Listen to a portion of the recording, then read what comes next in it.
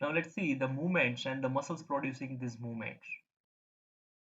Hip joint having many movements, and it is a ball and socket variety of the multi-axial synovial joint. So the movement occur around the transverse axis, anteroposterior axis, as well as the vertical axis. So here in this figure, these two figures, they are concerned with the adduction and abduction, where the movement occur around the anteroposterior axis. So the movement of the thigh away from the midline, that is abduction, and the movement of the thigh nearer to the midline, that is adduction. So this adduction and abduction occur around the anteroposterior axis. These two movements are the flexion as well as the extension. So this is the side view of the body, and where the decrease in the angle between the thigh and the abdomen, that is the flexion, and increase in the angle between the thigh and anterior abdomen, that is extension. This flexion and extension occur around the transverse axis, and the axis passes through the neck of the femur. Now these two figures, these are the medial and the lateral rotation, and in the first figure here we can see the thigh moves towards the inner side, so this one is the internal rotation or medial rotation. And here in this figure the joint moves away from the midline, and that is called as the external rotation or the lateral rotation. And this last figure, it is the movement of the hip joint in all the three axes, and this is called as the circumduction. So these are the movements possible with the hip joint. The flexion of the hip joint with the extended knee is around 90 to 100 degree, while in case of the flex knee, the flexion increases up to 120 degree. While further ahead, when the passive flexion is done up to the opposition of the front of thigh muscle with the anterior abdominal wall muscle, and it is further more than that of the 120 degree. Now the extension is only possible at hip joint around 10 to 15 degree, when this hyperextension is prevented by iliofemoral ligament. Now let's see the muscles producing the movements of the hip joint. The abduction of the hip joint, it is mainly produced by gluteus medius, gluteus minimus, as well as the tensor fasciae lata muscle, and some abduction is also possible with the sartorius muscle. The adduction of the thigh is possible with the adductor compartment group muscles, and these are the adductor longus, adductor brevis, adductor magnus, as well as assisted by the pectineus and the gracilis muscle. The chief flexor of the hip joint is the iliopsoas muscle, and the flexion is assisted by the rectus femoris as well as the sartorius muscle. The gluteus maximus and the hamstring muscles, they are the extensors of the hip joint. Out of them, the gluteus maximus muscle, it is extensor at the time of the running or fast walking, while in case of the quiet walking or standing, the hip extensors are the hamstrings. Muscles which produces the medial rotation are same like that of the abductors of the hip joint. So gluteus medius, gluteus minimus, as well as the tensor fascia lata, these are the three medial rotators for the hip joint. The chief lateral rotator of the hip joint is gluteus maximus, and which is assisted by the small muscles including the piriformis, obturator externus, obturator internus, along with the superior gemelli and inferior gemelli, along with the quadratus femoris. So all these are the muscles producing the movement over the hip joint. Now let's see the relations of the hip joint. Here this is the image of the hip joint and nearby structures after removal of the head of the femur. So in the middle side of this image, this is the acetabulum with the removed head of the femur from the other side.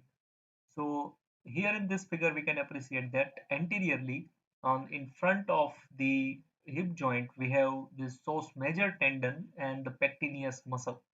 So here in this figure, this one is the psoas major tendon and this one is the pectineus muscle. Along with the psoas major and the pectineus, anteriorly this hip joint is related with the femoral artery and femoral vein. femoral artery in front of the psoas major and femoral vein in front of the pectineus. Now the posterior relations of the hip joint, we are going to mark it with the blue color. So on the posterior side, the most important major muscle is this one, and this one is the gluteus maximus muscle. Under cover of the gluteus maximus muscle, all these structures, they are on posterior relation to this hip joint. So we can say this gluteus medius, here this one is the piriformis, structure passing above the piriformis and structure passes below the piriformis. They are also in posterior relation to the hip joint. But here in this figure, we have mentioned this large nerve, and this is the sciatic nerve. Along with that, we have this obturator internus tendon along with the superior and inferior gemelli. When we see the superior relation of the hip joint, we can appreciate that this rectus femoris muscle as well as this gluteus minimus muscle, they are in the relation superior to the hip joint. Now inferiorly, this hip joint, it is mainly related with this obturator externus muscle as well as the pectineus muscle.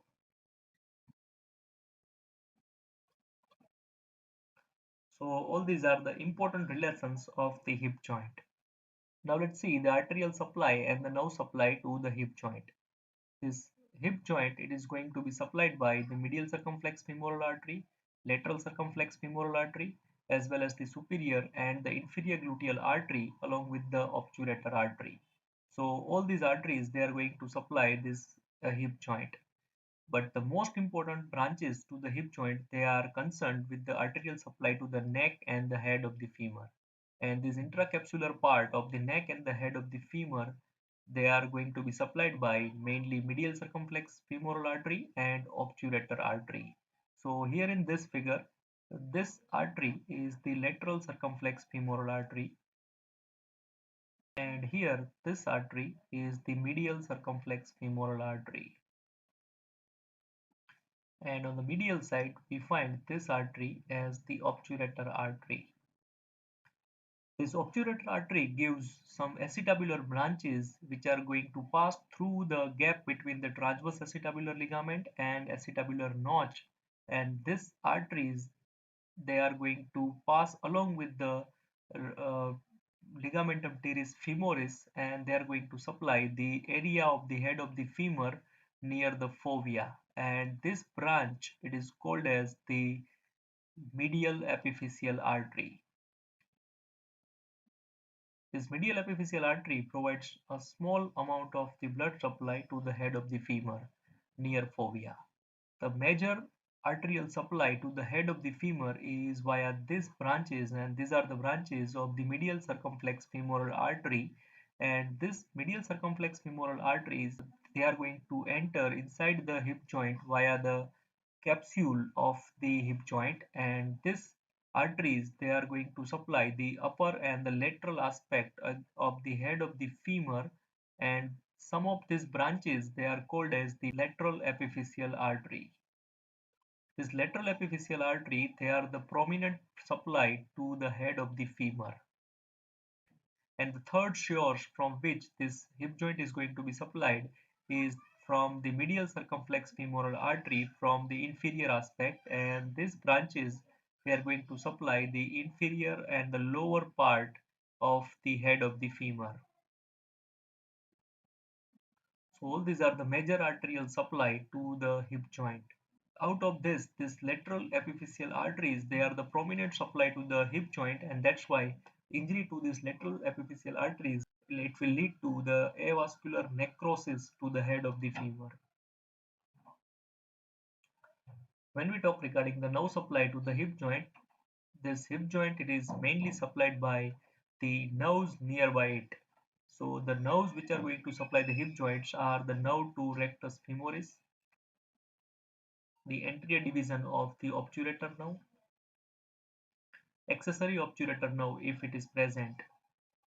Hip joint, it is also going to be supplied by nerve to quadratus femoris, and sometime it is also going to be supplied by the twigs from the sciatic nerve and the superior gluteal nerve. So all these are the branches which are going to supply the hip joint.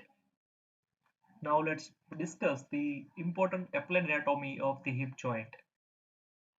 Normally, in the second month of the intrauterine life, the posterior-superior part of the acetabulum, this area having development of the bony buttress over there, and this bony buttress, it prevents the dislocation of the head of the femur to the posterior-superior side.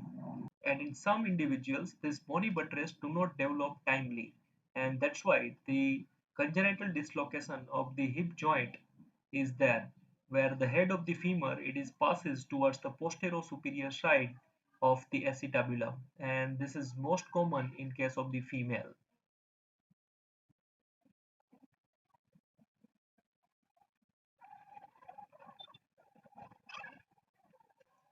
In children, the traumatic injury to the head of the femur will lead to avascular necrosis of the head of the femur, and this disease it is called as the Parthes disease. The traumatic dislocation of the hip joint is very rare because of the labrum, and the stability of this joint is much more than that of the shoulder joint. Now the most important applied anatomy is the fracture of the neck of the femur. In case of the young adult, the lower part of the neck of the femur having a bony buttress, and this bony buttress is responsible for the transmission of weight. But as in case of the old age, this bony buttress is become weakened because of the calcium resorption, and that is the most important cause for the fracture of the neck of the femur in old age. This fracture of the neck of the femur, when it occurs just near to the head of the femur, it is called as the subcapital fracture of neck of the femur. When the fracture of the neck of the femur it occurs to the middle of the neck of the femur, it is called as the transcervical fracture. While the fracture of the neck of the femur occur at the intertrochanteric line, it is called as the lateral fracture of the neck of the femur.